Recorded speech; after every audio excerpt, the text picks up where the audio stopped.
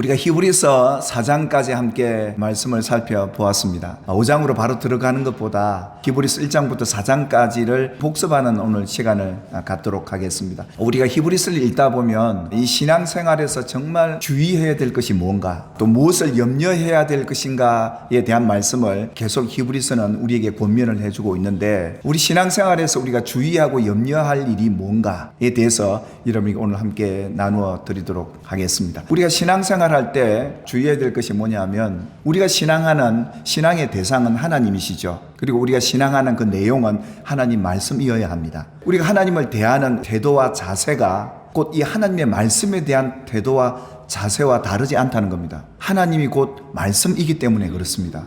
그래서 우리 신앙생활 할 때 하나님 말씀을 어떻게 대하는가를 보시면 그 사람이 하나님을 어떻게 믿고 어떻게 섬기고 있는지를 알 수가 있다는 것이죠. 그래서 히브리서에서 가장 강조하는 내용이 마지막 날 아들을 통하여 우리에게 말씀하신 그 복음을 우리가 어떻게 대하고 어떻게 받아들이는가가 우리 신앙생활에 참 주의하고 염려해야 될 일이라고 성경 우리에게 말씀을 하고 있습니다. 그래서 오늘 2장 1절에 그렇게 말씀하시죠. 우리가 들은 것에 대해서 더욱 유념해야 한다. 어떨 때 믿음이 생기냐 하면 하나님의 말씀을 들음으로 생기는 것이죠. 들음은 그리스도의 말씀으로 말미암고요. 결국은 하나님의 말씀을 우리가 들어야 믿음이 생기고 믿음이 자라고, 또 우리가 받은 믿는 그 말씀을 삶을 통해 경험하게 되는 것이 신앙생활인 겁니다. 그래서 오늘 이 히브리서 기자는 우리에게 들은 말씀, 앞으로 들은 말씀을 더욱 유념해라. 또한 이 말씀이 흘러 떠내려가지 않도록 염려해라 라고 성경은 오늘 우리에게 말씀해 주고 있는 겁니다. 히브리서 1장 5절에 보면 이 히브리서 기자는 너희가 이 천사를 숭배하는 것이 마땅하지 않다. 천사보다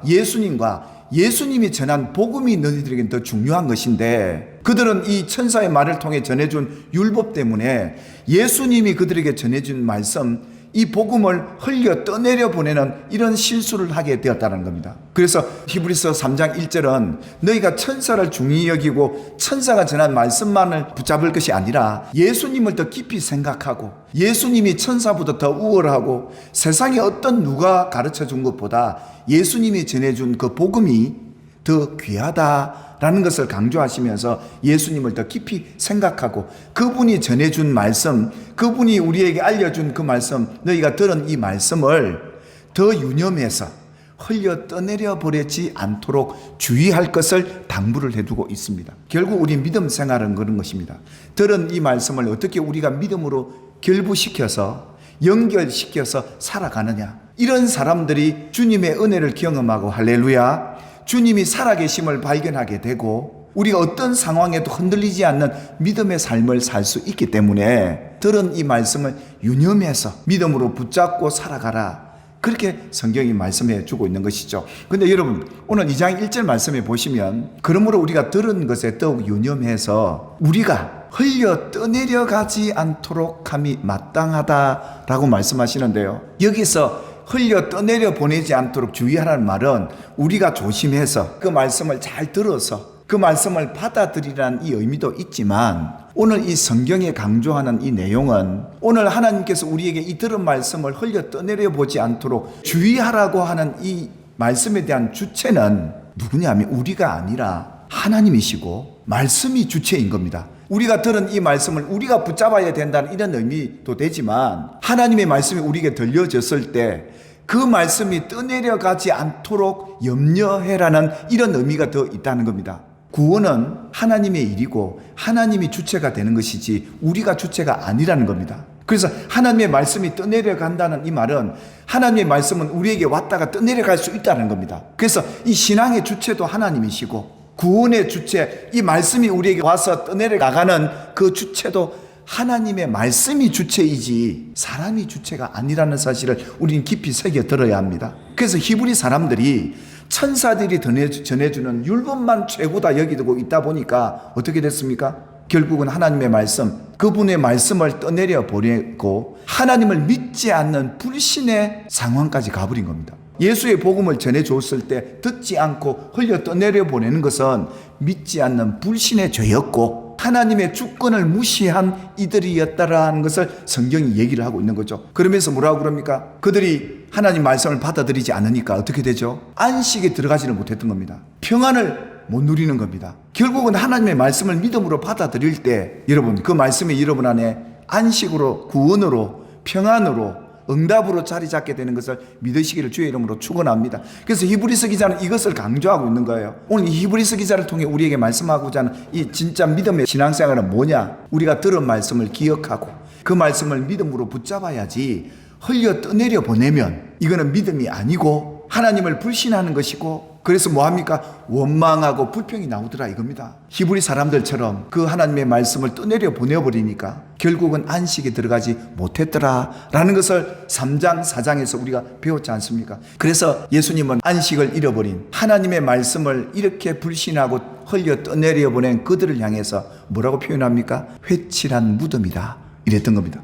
아름답게 무덤을 꾸며놨는데 바깥은 화려한데 속은 죽은 시체가 있는 것 같던 그들의 삶의 모습을 보니까, 신앙생활의 모습을 보니까 꼭 이렇더라는 겁니다. 여전히 그들은 죄 가운데 있더라는 겁니다. 그들 속은 죽은 사람의 뼈 같고 더러운 것이 그 속에 가득하더라는 겁니다. 이게 왜 이렇게 돼버렸을까요? 성도들은 말씀으로 거룩해지고 할렐루야 말씀으로 정결해지는데 하나님의 말씀을 받지 못한 이들의 마음은 여전히 더러운 것들로 가득 찼어. 교만하고 남을 시기하고 불평하고 원망하는 이런 그들 내면이 가득하더라는 겁니다. 그 말씀을 붙잡고 사는 성도들은요, 마음의 정결함을 지킬 수 있고 마음의 그 안식을 지키는 성도들인 줄 믿으시기를 주의 이름으로 축원합니다. 그래서 염려해라는 겁니다. 그러면서 뭐라고 얘기합니까? 겉으로는 너희가 하나님의 백성 같고 주일도 잘 지키고 헌금도 잘하고 봉사하고 섬기는 것 같은데 말씀을 떠내려 보내니까, 예수를 흘려 떠내려 보내니까 네가 갖고 있는 그 의 가지고는 천국 못 들어간다 이겁니다.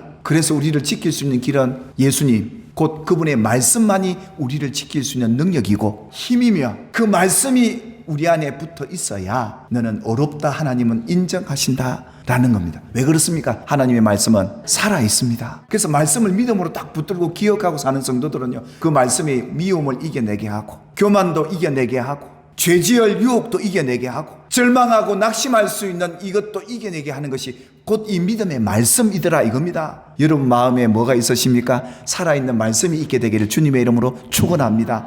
예수가 있게 되기를 주의 이름으로 축복합니다. 그러려면 그 예수가 내 안에 말씀으로 내 안에서 역사하고 있다면 임마누엘 누리게 될 줄 믿으시기를 주님의 이름으로 축복합니다. 또한 시편에는 그 말씀이 우리에게 속히 달리는도다.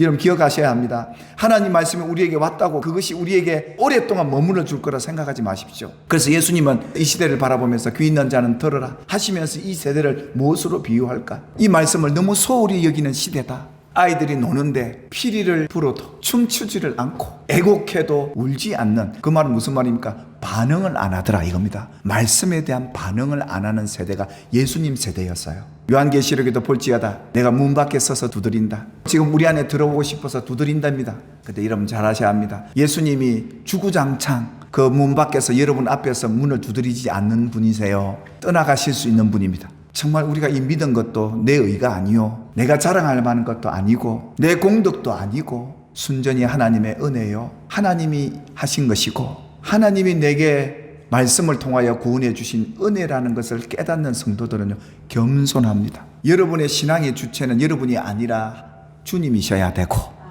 내가 이렇게 주를 위해 사는 것도 내가 한 것이 아니고 주님이 하셨다고 고백하는 그 성도만이 진정한 구원의 진리, 이것을 바로 알고 깨닫고 믿는 성도들의 모습인 것이죠. 그래서 이 말씀을 받을 때 이 말씀 떠나가면 어떡하지? 이 말씀을 흘려가면 어떡하지? 해서 붙잡아야 되는 우리의 책임도 있지만 그 말씀이 떠내려가고 있는 이것을, 그 하나님을 우리가 붙잡은 것도 내 능력이 아니더라라는 걸 깨닫는 저와 여러분이 되기를 주의 이름으로 축원합니다. 이 사건이 어디 있습니까?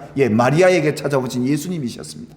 이 여인이 그런 고백하잖아요. 은혜를 받은 자여 평안할지어다 주께서 너와 함께 하신다. 임마누엘 하신다. 그러니까 이 여종이 주의 여종이오니 말씀대로 내게 이루어지이다.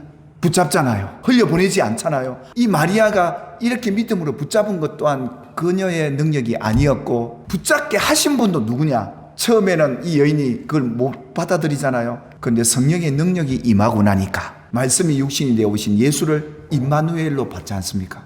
그러니까 마리아가 자랑할 게 있을까요?